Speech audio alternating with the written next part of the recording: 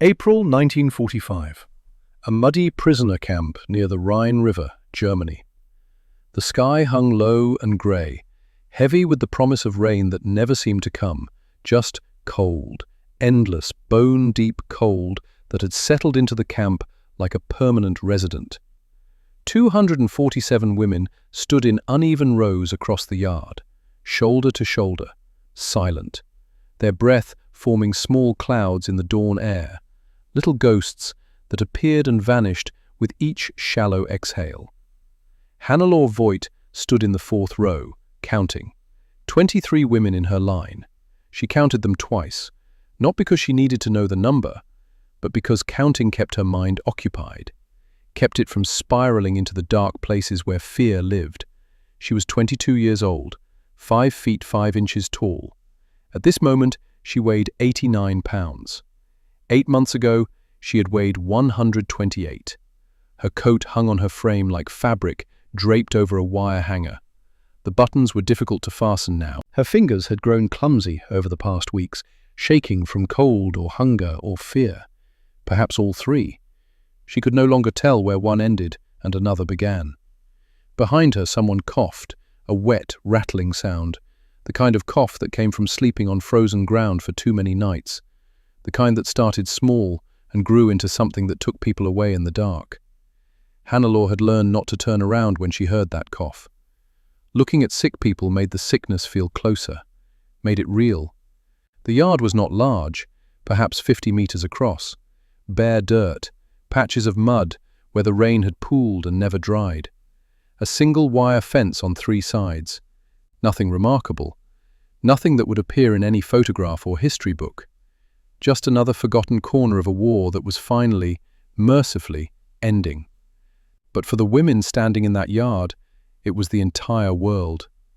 To their left, canvas tents sagged under their own weight. Grey fabric, military issue, designed for soldiers on temporary deployment, not for 1,200 women crammed into a space meant for 400. Hannelore had shared a tent with 5 other women for the past 9 days, a tent designed for 2. They slept pressed together, sharing body heat, because there were not enough blankets, and the nights dropped to 3 degrees Celsius. She had stopped menstruating 3 months ago. So had most of the others. Their bodies had made calculations, quiet, mathematical decisions about survival. Reproduction was a luxury, breathing was not. The guards had appeared before dawn, shouting in English, "Raus, raus! Out! Out!" The German and English mixed together into a language of pure command. You did not need translation to understand urgency delivered at volume. Hannelore had stumbled from the tent, her fingers fumbling with her coat buttons. She had gotten them wrong. The left side hung lower than the right, but there was no time to fix it. The guards were already moving down the line, herding women into the yard like livestock. No explanation, no warning, just the command.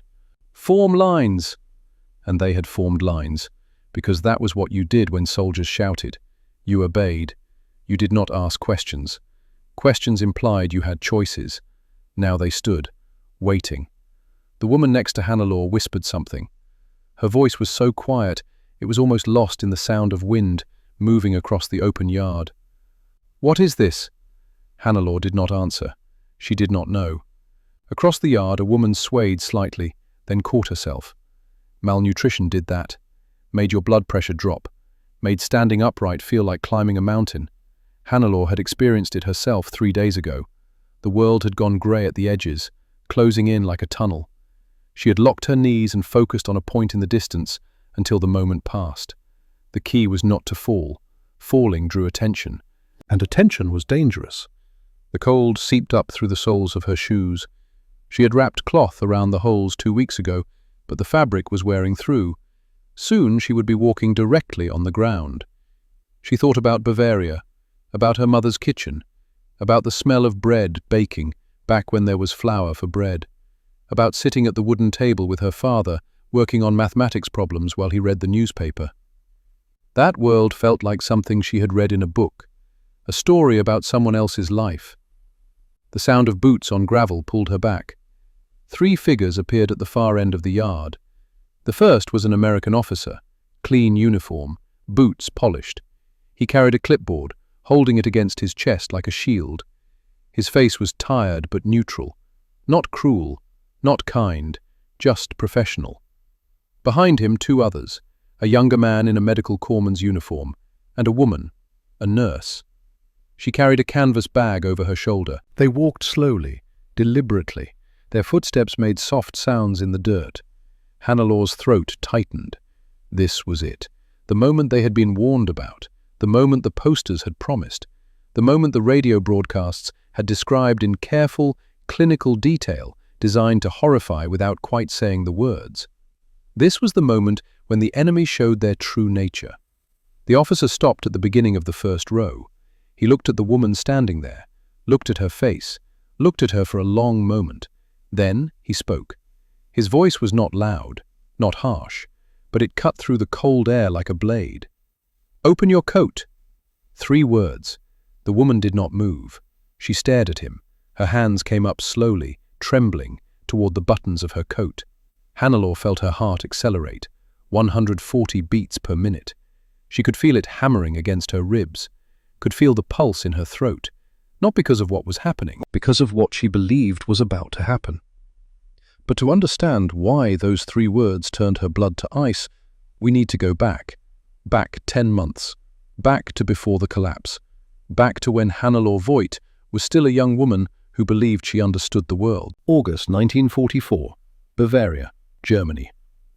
The training facility occupied a former school building, clean, organized, the kind of place that still maintained the illusion that Germany was winning the war. Hannelor sat at a desk in the second row, learning Morse code. Dit, da, dit, the letter R. Da, dit, the letter C. Her instructor was a woman in her 40s, grey streaks in her hair, wearing the uniform of a Wehrmacht auxiliary. She spoke clearly, without emotion. Speed is essential. Accuracy is mandatory.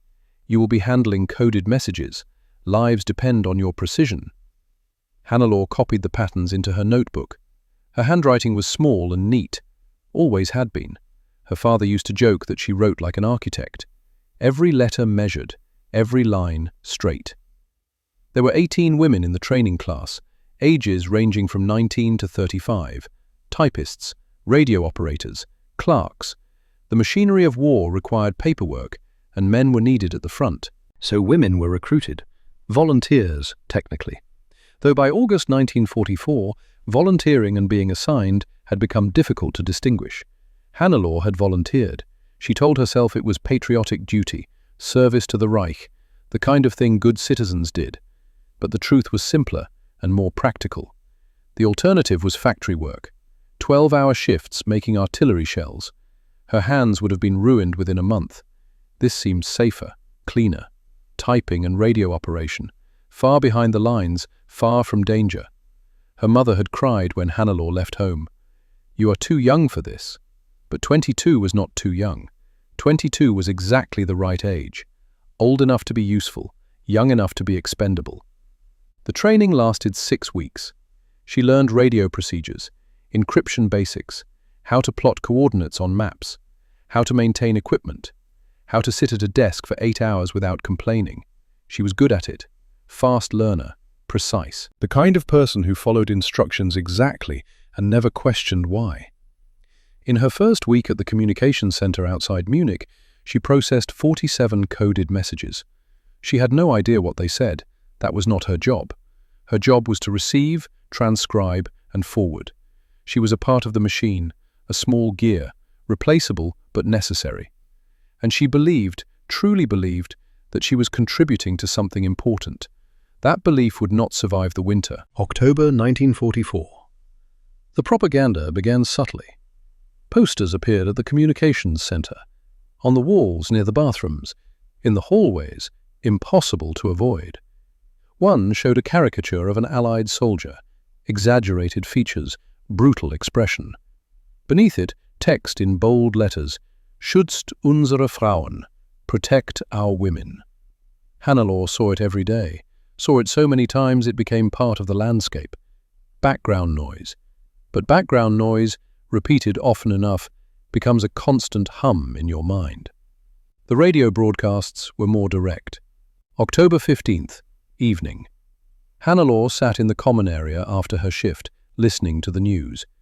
The announcer's voice was calm, measured, professional. Reports from the occupied eastern territories confirm what we have long feared. Soviet forces show no respect for the conventions of war. German women in these regions are treated not as civilians, but as spoils of conquest. There is no law, no protection, no mercy. The announcer did not describe specifics. He did not need to. The human imagination filled in the details more effectively than any explicit description could. Hannelore felt something cold settle in her stomach. She looked around the room. 12 other women sat listening. Every face had gone pale. One of them, a woman named Greta, spoke quietly. "Do you think it is true?" No one answered. Because the question was not whether it was true, the question was whether it could be true. And if it could be true in the East, could it be true in the West as well? November brought more broadcasts. American and British forces, despite their claims of civilization, operate under the same principles. Women in occupied territories report systematic humiliation. The enemy may wear different uniforms, but their nature is the same. Hannelore began keeping a diary. She had always been a writer, small observations, daily events, nothing profound, just a way to organize her thoughts. November 3rd, 1944. Today I heard another broadcast about the occupied zones. I do not know if I should believe it, but I also do not know if I can afford not to believe it. Mother always said, "Hope for the best, but prepare for the worst." I am trying to do both. It is harder than it sounds. December brought cold, real cold, the kind that made your bones ache, and with the cold came more news, more warnings, more stories designed to plant seeds of fear.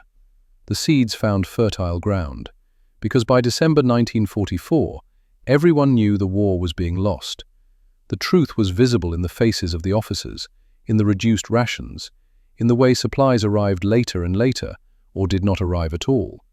Germany was collapsing, and into that collapse, fear poured like water into a sinking ship. January 1945. The first signs of retreat. Hannelore's unit received new orders, coded, of course, but you did not need to break the code to understand the meaning. Prepare for relocation. Relocation meant retreat. Her supervisor, a thin woman named Frau Müller, gathered the staff. "We may need to move operations westward. If that happens, you will be notified with 12 hours advance. Pack only essentials. 1 bag per person. No exceptions." Hannelore looked around the communications center, the radio equipment, the filing cabinets, the carefully organized system she had learned to navigate. All of it temporary, all of it replaceable, including her. She began sleeping in her clothes, just in case. February 24th, 1945. The order came at night. Move out at 0600. Convoy leaves whether you are on it or not. Hannelore packed her bag in darkness. 1 change of clothes, her diary, a photograph of her parents, a wool scarf her mother had knitted. That was everything she owned that mattered. At dawn, she climbed into the back of a truck. 23 other women crowded in with her, canvas tarp overhead, wooden benches along the sides, no heat. The truck lurched forward. No one spoke. They drove west, through villages that looked abandoned, past fields that should have been preparing for spring planting but lay empty, past checkpoints where young soldiers, barely old enough to shave, waved them through without checking papers. Everything was moving west. Vehicles, people, the entire apparatus of a military that was no longer advancing, but simply trying not to disintegrate. On the second day, they passed through a town that had been bombed, recently. Smoke still rose from collapsed buildings. The smell of burning wood and something else. Something organic. Something Hannelore did not want to identify. She turned away from the opening in the canvas, looked instead at her hands, focused on her breathing, in through the nose, out through the mouth. A technique her father had taught her for managing anxiety during exams. It did not work anymore. The anxiety was too large. It had grown beyond the capacity of breathing exercises. On the third day, the truck ran out of fuel. They waited 6 hours on the side of the road while the driver and a sergeant argued about whether to siphon fuel from another vehicle or wait for a supply convoy that might never come. Eventually, they siphoned. That night, they slept in the truck. Hannelore wedged between 2 other women, their combined body heat barely sufficient to keep from shivering.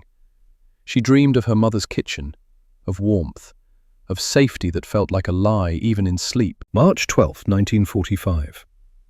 The convoy stopped to pick up stragglers. That was how Hannelore met Anneliese Falk. The girl stood alone on the side of the road, 19 years old, thin. Her feet wrapped in cloth stained dark with blood. The driver saw her and stopped, against regulations.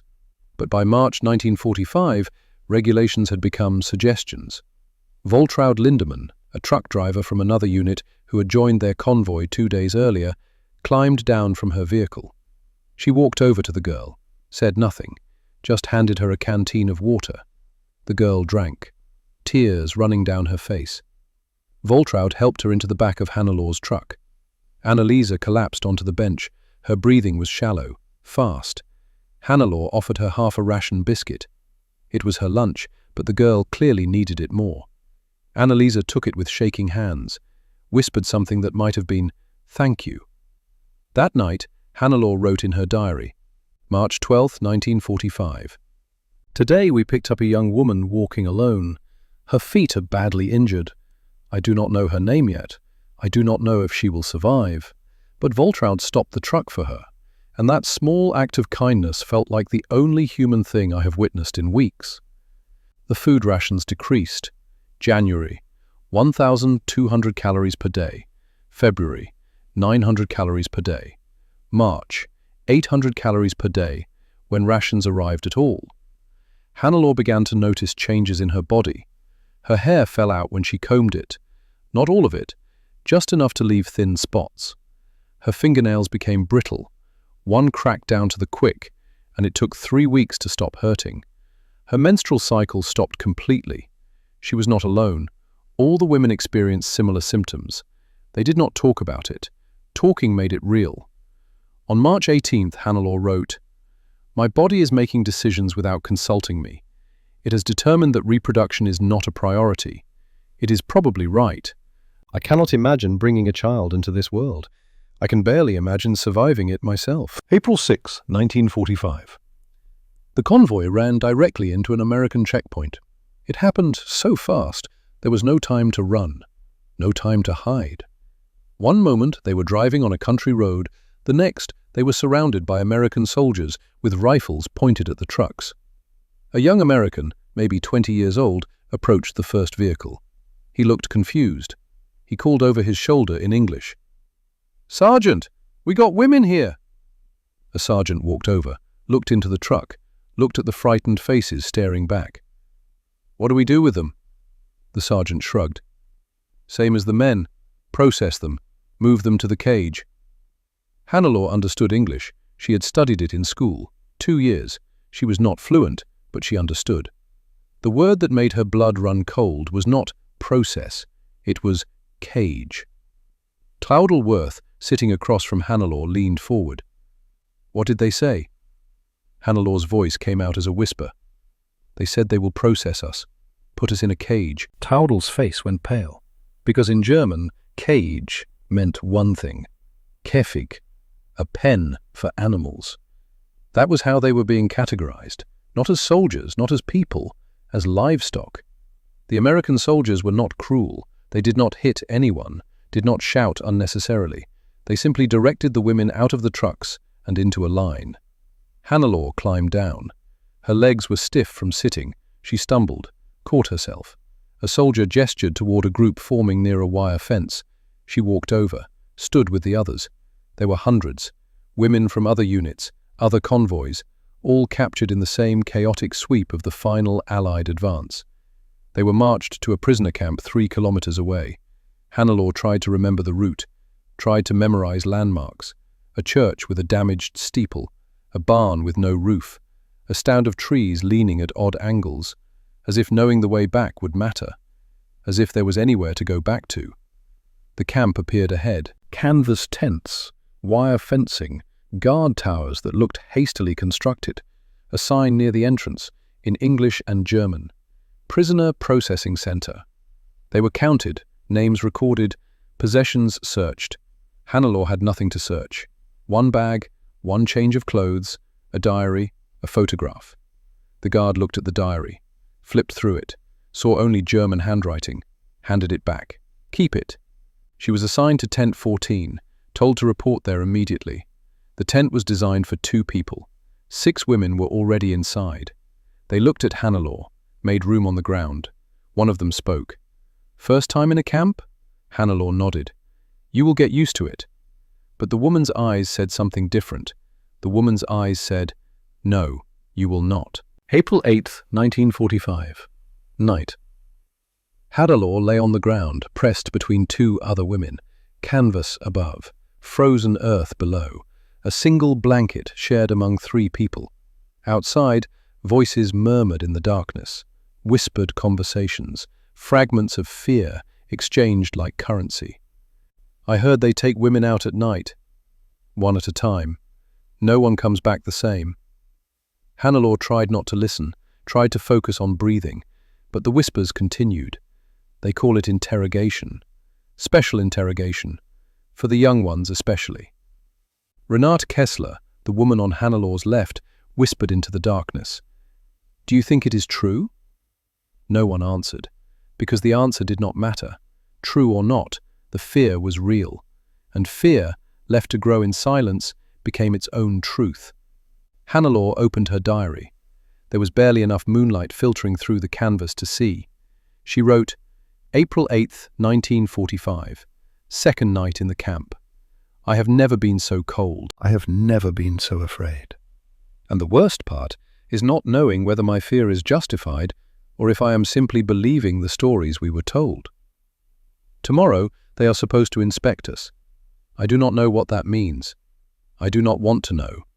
But I will know soon, and then I will write what really happened. Not what I feared, but what actually was. She closed the diary, tried to sleep.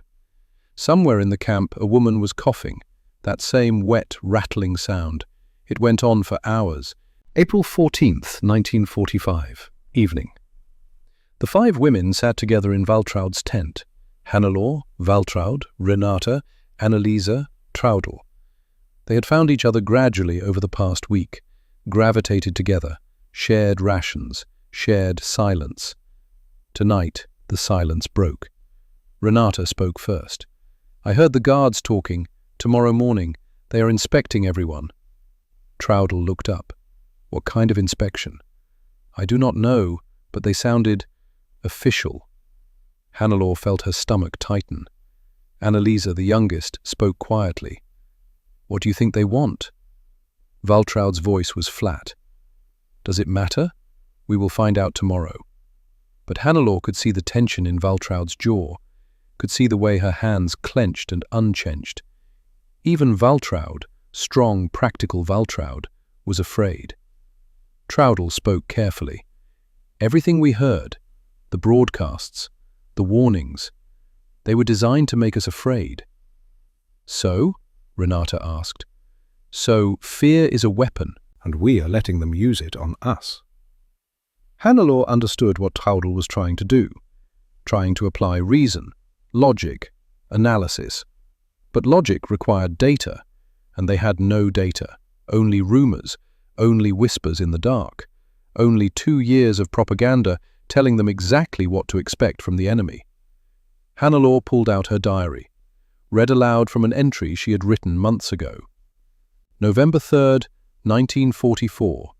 Today I heard another broadcast about what happens to women in occupied territories. I do not know if I should believe it, but I also do not know if I can afford not to believe it. She looked up. I wrote that 5 months ago, and I still do not know the answer. Outside, footsteps. A guard walking the perimeter. All 5 women went silent until the footsteps faded. Waltraud spoke into the darkness. Whatever happens tomorrow, we stay together. We watch each other. We do not fall apart. It was not comfort. but it was something.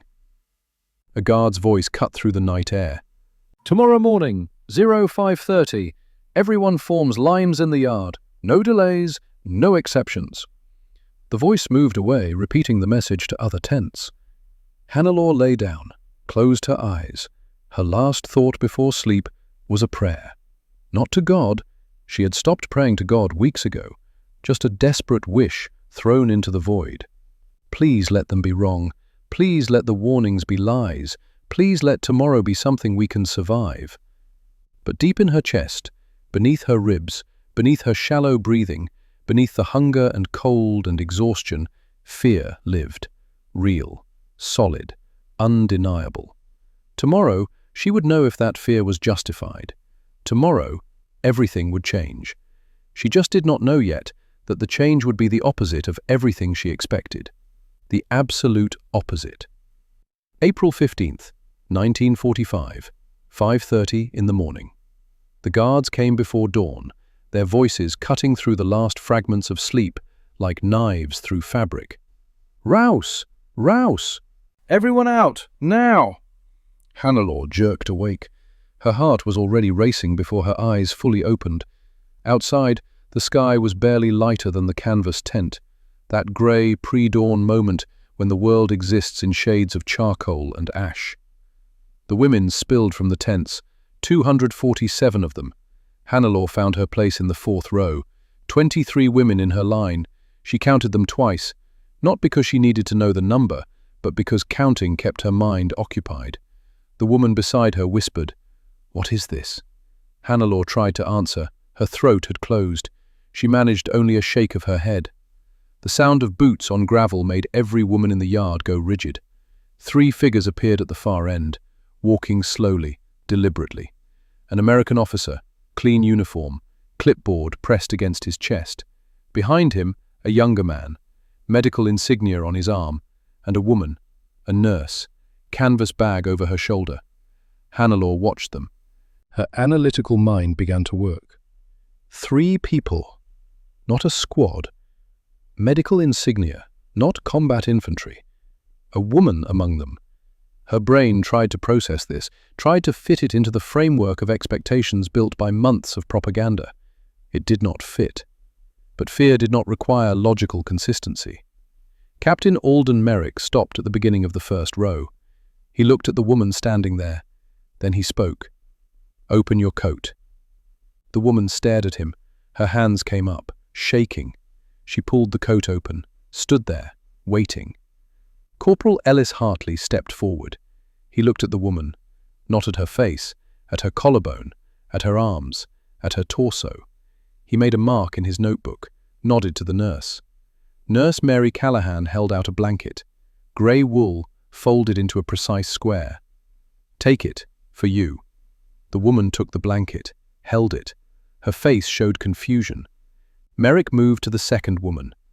"Open your coat." The pattern repeated. Some received blankets. Some were taken to a medical tent. A few were simply noted and released. Hannelore began analyzing. They were selecting the sick, the weakest, the ones most visibly suffering. Medical triage. Her analytical mind offered a hypothesis. What if the propaganda had been wrong? The thought appeared like a crack in ice. Small. But once it appeared, it began to spread. Row 3, then row 4. Hannelore was 11th in her row. She watched 15 women inspected before her term. Patient 35, hands wrapped in cloth. Hartley asked her to unwrap them. Frostbite, advanced, black fingertips. The woman was immediately escorted to the medical tent. 7, 6, 5. Voltraud Lindemann stood 3 positions ahead. Merrick stopped in front of her. "Open your coat." Voltraud's hands moved to her buttons. Steady, controlled. She opened her coat. Hartley looked, made notes, spoke to Callahan. Callahan handed Voltraud a blanket. Voltraud took it, stared at it. 2 more women. Then Hannelore's turn. Merrick stopped directly in front of her. His eyes met hers for just a moment. Tired eyes. Professional. "Open your coat." Hannelore's hands moved. She could not get the first button undone. Her fingers would not cooperate. She tried again. The button slipped through. Second button, third, fourth. She pulled the coat open. Hartley stepped forward. He looked at her collarbone, sharp, prominent, at her wrists, thin, at her torso. He made a note. Patient 47, female, approximately 22 years, height 5'5", weight estimated 89 pounds, BMI 14.8, severe malnutrition. He nodded to Merrick, moved on. Hannelore stood there, waiting for something else. Nothing came. Merrick had already moved to the next woman. Hannelore closed her coat. That was it? That was all? She returned to her position. Her legs felt weak. The woman beside her whispered, "What did they do?" They looked. They wrote something. They moved on. That is all? That is all. The inspection took 40 minutes. 22 women were taken to the medical tent, including Annalisa Falk. She had been coughing blood. Hannelore returned to her tent, pulled out her diary. April 15th, 1945. Morning. They inspected us. I believed every warning, every broadcast, every whispered story, and I was wrong. They looked at us like doctors look at patients. They took the sickest to a medical tent. They gave blankets to the thinnest. The enemy in my mind was brutal, merciless, monstrous. The enemy in front of me carried a clipboard and took notes about malnutrition. Noon. Hannelore walked past the medical tent, looked through the gap in the canvas. Inside, cots, a small stove radiating heat. Annalisa lay on a cot, 2 blankets over her. Callahan held a stethoscope to her chest. Pneumonia, needs antibiotics. Callahan adjusted Annalisa's blankets, tucked them around her shoulders. The kind of thing a nurse does when they see someone suffering. Not the action of a monster, the action of a caregiver. Hannelore turned away. Her mind was reeling. Afternoon. Voltraud returned, still carrying the blanket. She sat on the ground, looked at it as if it were an object from another planet. You kept it. They told me to keep it, for warmth. That is all they said? That is all. Renata entered. They gave you that? Yes. Why? I think because I am cold. Silence. Renata spoke carefully. Everything we heard, all the warnings, Voltraud finished it for her, were lies. Evening. The 5 women gathered. Taudel spoke first. I heard what the Americans said to each other. Medical terminology, assessment protocols, treatment plans.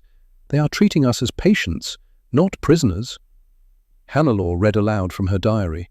Renata's voice shook. We were lied to, for months, years. They told us the enemy was inhuman. They fed us fear, Taudel said, and we consumed it. Fear is a weapon, Hannelore finished, and they used it on us. Waltraud held up the blanket. This is what I received for opening my coat. Not violence, not humiliation. A blanket. Annalise appeared. Colour had returned to her face. They gave me medicine, penicillin. The nurse said I have pneumonia. She said if they treat it now, I will recover. She sat down. She was kind, gentle. She explained everything. She asked if I was in pain. Tears ran down her face. She treated me like a person. I was so certain that opening my coat would be the worst moment of my life. Her voice broke. And instead I received medicine. And kindness. Hannelore wrote in her diary. When she finished, she read it aloud. April 15th, 1945. Evening. Today I learned something I will carry for the rest of my life. I was not afraid of what I saw. I was afraid of what I was taught to see. The enemy in my mind, constructed by 2 years of systematic propaganda, was far more terrifying than the tired medical officer in front of me. Fear does not need evidence. It only needs repetition. Night. For the first time, some of the women had extra blankets. Hannelore lay on the ground. Something had changed. Not the physical conditions. Those remained harsh. But the understanding had changed. The certainty that had governed their fear had developed cracks. In the medical tent, Annalise slept, her breathing easier, the medication working. Callahan checked on her every 4 hours. Professional care. Competent care. Care. Across the camp, women whispered, "Did you hear?" They gave blankets. They treated the sick. Not like we thought. Not like they told us. The whispers spread. Truth moves more slowly than fear, but it moves. Hannelore closed her eyes. Her last thought was not a prayer. It was a question. If they lied about this, what else did they lie about? The questions had no answers yet, but asking them was the beginning. The beginning of understanding that the enemy in your mind can be more dangerous than the enemy at your door. 3 words had turned their blood to ice. Open your coat. But not because of what happened next, because of what they believed would happen next. And the gap between belief and reality was where truth lived, hidden, waiting, patient. She had looked, and what she saw changed everything. October 15th, 1945. Hannelore stood at the entrance to her family home in Bavaria. The building was damaged, part of the roof missing, windows broken, but the structure stood. Her mother appeared in the doorway, older, thinner, grey hair where brown had been. She pulled Hannelore into her arms, held her tight. They sat at the kitchen table. "What happened?" her mother asked. "Where were you?" "I was in a prisoner camp, near the Rhine. The Americans captured us in April." Her mother's face went pale. "Did they?" "No," Hannelore said quietly. "They did not hurt us. They gave us medical treatment. They followed their rules." "But the broadcasts said—" "The broadcasts lied, Mother. About many things. Perhaps about everything." She pulled out her diary, 3 notebooks. "I wrote everything down, what actually happened, not what we were told would happen." Her mother reached across the table, took Hannelore's hand. "You survived. That is what matters." But Hannelore shook her head. "No, what matters is understanding why we nearly did not survive our own fear." She kept the diaries safe, because she understood that someday the truth would matter. The years passed. Hannelore returned to school, became a teacher, married, had no children. Her body, damaged by malnutrition, never recovered that capacity. She did not speak about the war, not for decades. The diaries stayed in a locked box. Not until 1985. August 1985. Hannelore Voigt sat in the Munich Historical Archive. 62 years old now, grey hair, lines around her eyes. Across from her, a young historian. "Thank you for donating your diaries." Hannelore placed 3 worn notebooks on the desk. "I want them preserved. I want people to understand." "Understand what?" Hannelore opened the second notebook, found the marked page. "I was not afraid of what I saw. I was afraid of what I was taught to see." She looked up. "That. You have thought about that morning many times. Every day for 40 years. What conclusion have you reached?" "That the most dangerous enemy is not the one you can see. It is the one planted in your mind before you ever encounter them.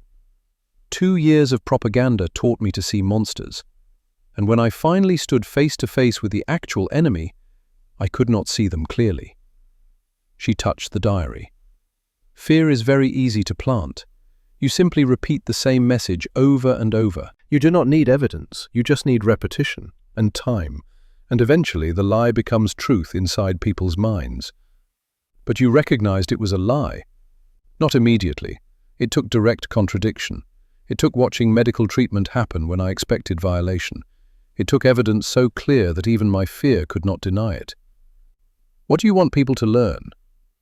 "That defeating the enemy in your mind requires the willingness to admit you were wrong, the courage to look at evidence that contradicts your beliefs and accept it. Most people cannot do that. I almost could not." She paused. "Fear is comfortable. Truth is uncomfortable. But truth is necessary." The others. Waltraud Lindemann died in 1995 at age 78. She kept the grey wool blanket until the end. In a letter before her death, "People ask why I keep this old blanket. I keep it because it reminds me that even in the worst moment, I received something I did not expect. Warmth. Being seen as a human being. I keep it because it is evidence that reality can be better than fear. Annalisa Falk lived until 2003. The pneumonia was treated with penicillin. She recovered fully. In an interview in 2001, Nurse Callahan saved my life, not because she liked me, but because she was a nurse and I was sick. That was her job. I have thought about that for 56 years, about how systems, when they work correctly, can protect us in ways individual kindness cannot. The American side. Captain Alden Merrick's refeeding protocol, 247 pages, was submitted in June 1945.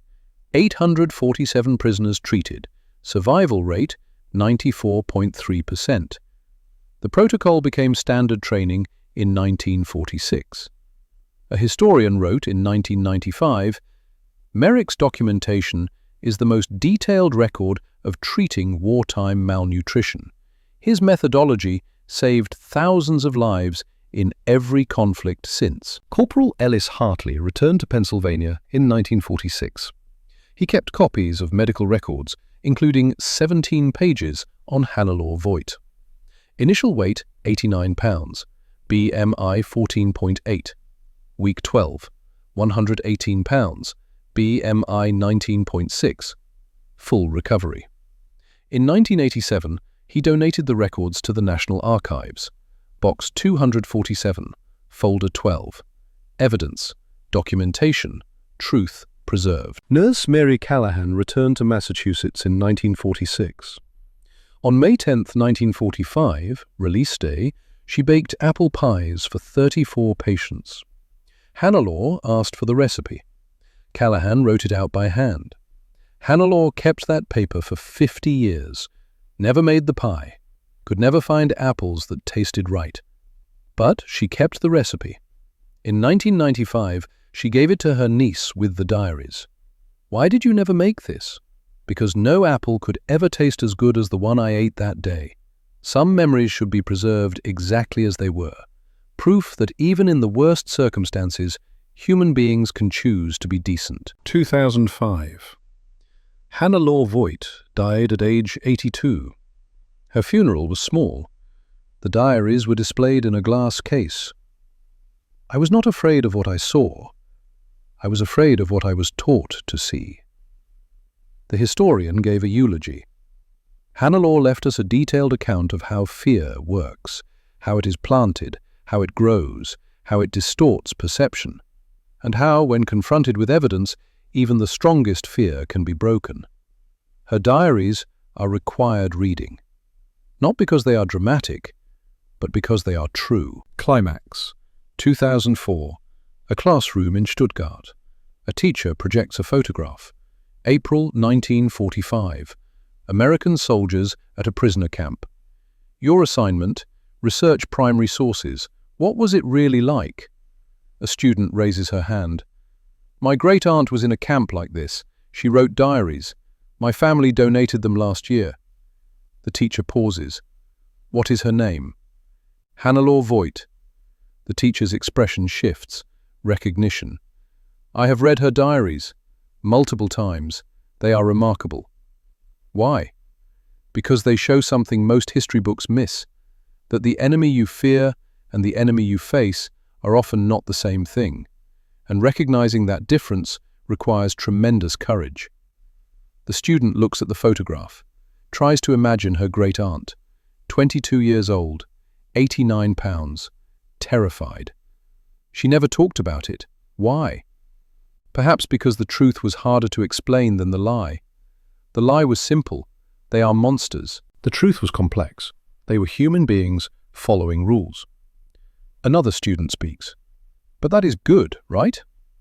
Yes, but it also means your great-aunt spent 2 years being taught to fear something that was not real. And when none of that happened, when she received medical treatment instead, her entire understanding of reality collapsed.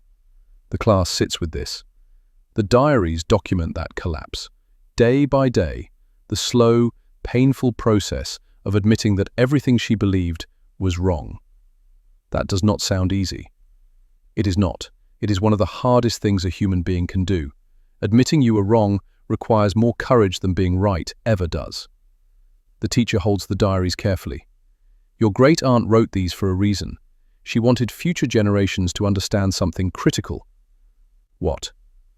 That the most dangerous weapon is not a gun, not a bomb. It is a lie repeated often enough that people believe it without question. And defeating that weapon requires something simple but incredibly difficult. The students wait.